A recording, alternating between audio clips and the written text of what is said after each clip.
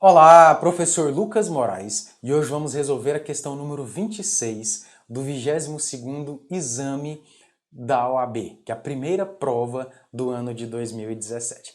Essa questão é bem interessante, ela trata sobre taxas. Vamos resolvê-la e vamos aproveitar e fazer um resumo de todo este conteúdo. Vem comigo, olha só.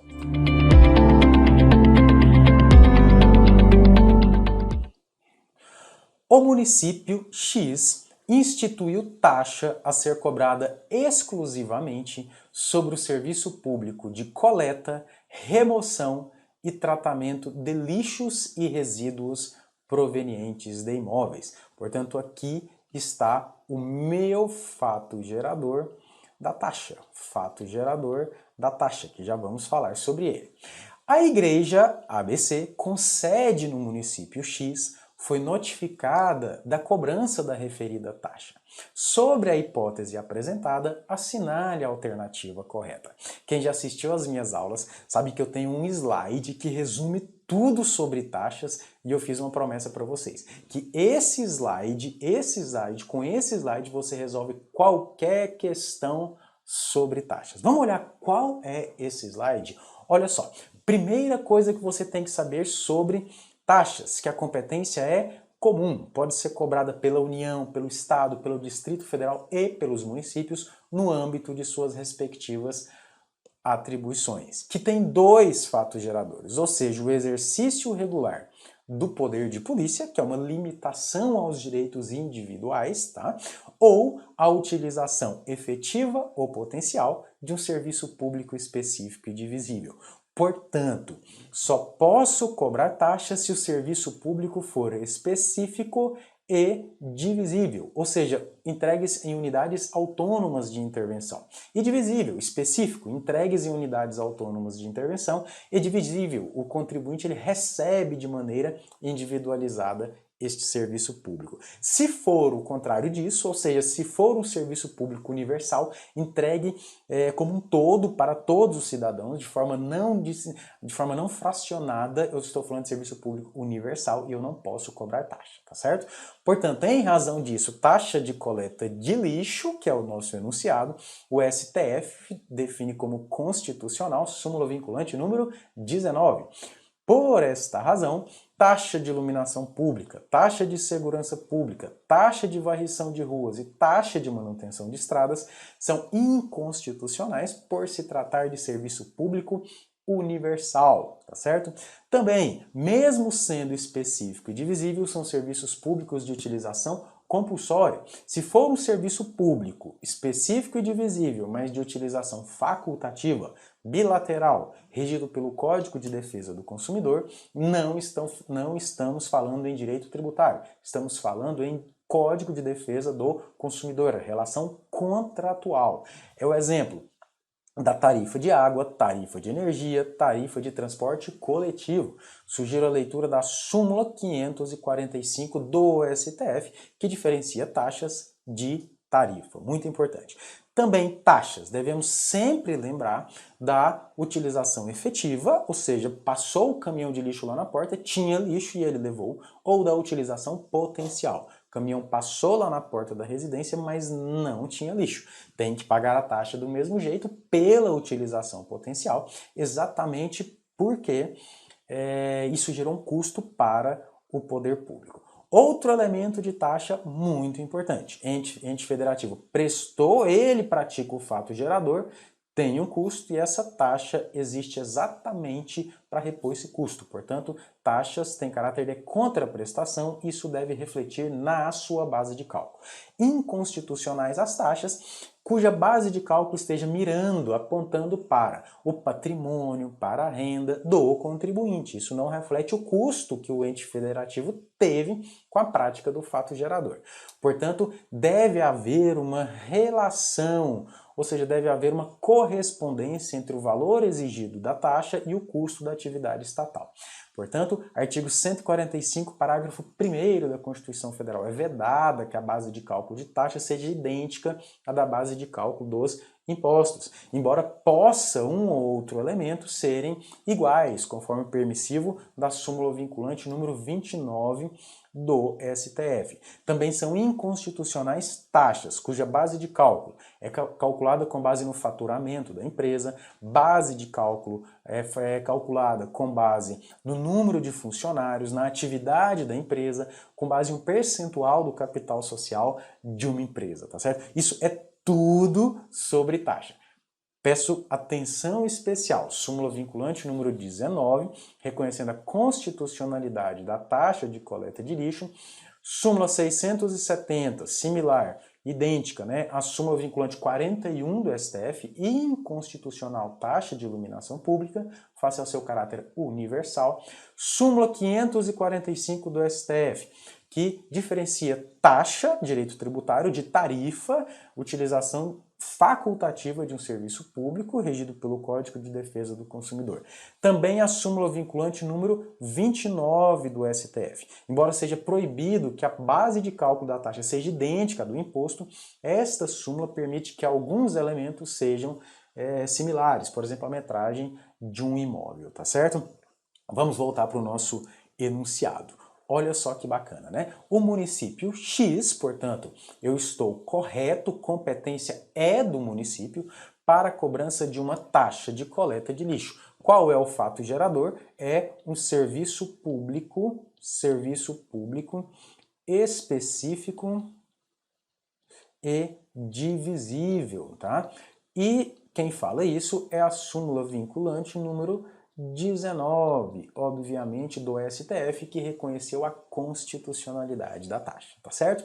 Olha só, a Igreja ABC, com sede no município X, foi notificada da cobrança da referida taxa. Sobre a hipótese apresentada, assinale a alternativa correta. Letra A. As igrejas são imunes, portanto, não devem pagar a taxa instituída para o município. Chamo a sua atenção para um assunto muito importante. Olha só, nesse momento, pega a sua Constituição Federal, vai lá no artigo 150 e você vai perceber que estou dentro de um tópico que fala das limitações constitucionais ao poder de tributar. O caput do artigo 150 me diz o seguinte: a União, os estados, o Distrito Federal e os municípios são vedados, ou seja, ali no artigo 150 estão todos os princípios.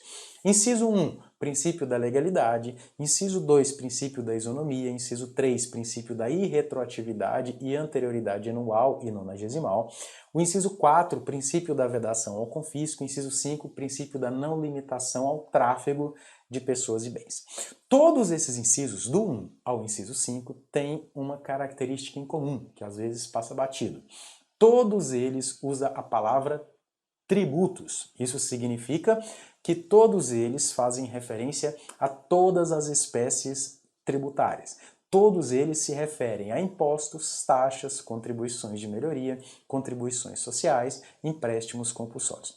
Por curiosidade, quando você chega no inciso 6, que trata sobre imunidade, ele muda, o constituinte muda a palavrinha, para de trabalhar com o conceito de tributos e passa a usar a palavra impostos. Isso por uma razão muito específica. Ou seja, no inciso 6, que ele me traz as imunidades, ele está falando apenas de impostos. Portanto, a União, o Estado, o Distrito Federal e os municípios são vedados de instituir impostos, apenas uma das espécies tributárias, sobre, né? Patrimônio, renda e serviço um dos outros, imunidade recíproca, sobre templos de qualquer culto, sobre partidos políticos e várias outras imunidades. Mas o importante é, inciso 6, que trata de imunidades, fala apenas de impostos. Professor, o legislador, o nosso constituinte, mudou tudo, do inciso 1 ao inciso 5, ao falar dos princípios veio o tributo. Por que ele entrou no conceito de impostos, né? E aí quem assistiu a minha aula sobre taxas, eu começo mostrando sobre a diferença da natureza jurídica entre impostos e entre taxas. Volta aqui para o slide que você vai perceber isso muito claramente. Olha só. Olha só, de novo, olha só. O fato gerador do imposto, ele é sempre praticado pelo contribuinte. Qualquer imposto, imagina um imposto aí na sua cabeça. O fato gerador é praticado pelo contribuinte. Contribuinte quem vende mercadoria, fato gerador do ICMS. Contribuinte quem presta serviço, fato gerador do ISS. Contribuinte quem apura renda e proventos de qualquer natureza, fato gerador do imposto de renda. Não tem natureza contraprestacional. O fato gerador, o conceito de imposto, que está lá no artigo 16 do CTN, não é vinculado a uma atividade estatal. Por outro lado, as outras espécies tributárias, em especial taxas e contribuições de melhoria, quem pratica o fato gerador é o ente federativo. Olha só de novo no nosso desenho. Eu tenho ente federativo praticando o fato gerador, seja o fato gerador 1 ou o fato gerador 2, estou tendo um custo, repasso esse custo ao contribuinte através da cobrança de taxa, por isso a natureza contraprestacional. E agora, professor, o que isso tem a ver? Por que com base nisso o constituinte lá no inciso 6 usa apenas a palavra impostos? Olha só, com base nisso, se a cobrança de um imposto não está vinculada a uma atividade estatal, estou te dizendo que, ao se cobrar o imposto, o Estado não tem custo. Ou seja, ao se cobrar um imposto, eu estou trabalhando sempre do lado positivo. Ou seja, na pior das hipóteses, eu fico no 0 a 0. Tá certo? Quando eu estou falando de taxa, é o contrário. O ente federativo ele teve um custo, ou seja, ele está no negativo e a cobrança da taxa vai exatamente ficar no 0 a 0. Vamos entender isso melhor? Olha só, deixa eu tentar te explicar isso com mais propriedade. Olha só, quando eu estou falando de impostos, imagina que isso aqui é o neutro no 0 a 0. Quando eu estou falando de impostos, vamos supor que eu chego aqui e cobro R$100 de imposto. O contribuinte praticou o fato gerador e foram cobrados R$100 de imposto. Se eu cobrar, vou receber R$100. Se eu não cobrar, eu não vou receber nada. Portanto, quando eu falo de impostos, eu estou trabalhando do lado positivo, na pior das hipóteses, no 0 a 0. Vamos agora falar de taxas. Taxas, o fato gerador, ele é praticado pelo ente federativo. Isso me custou R$100, ou seja, eu estou no prejuízo de R$100. Se eu não cobrar a taxa, eu fico no prejuízo de R$100. Se eu cobrar a taxa, eu fico no 0 a 0. Portanto, na taxa, eu estou trabalhando do lado negativo.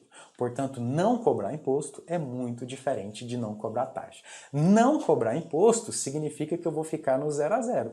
Eu não vou ganhar e não vou perder. Não cobrar taxa significa que eu vou perder. Olha só, eu tive um custo para praticar esse fato gerador, eu vou perder. Portanto, a taxa, não existe imunidade para taxa, é essa a razão pelo qual no artigo 150, inciso 6, usa a palavra impostos e não tributos, tá certo? Vamos voltar aqui para o nosso enunciado. Letra A.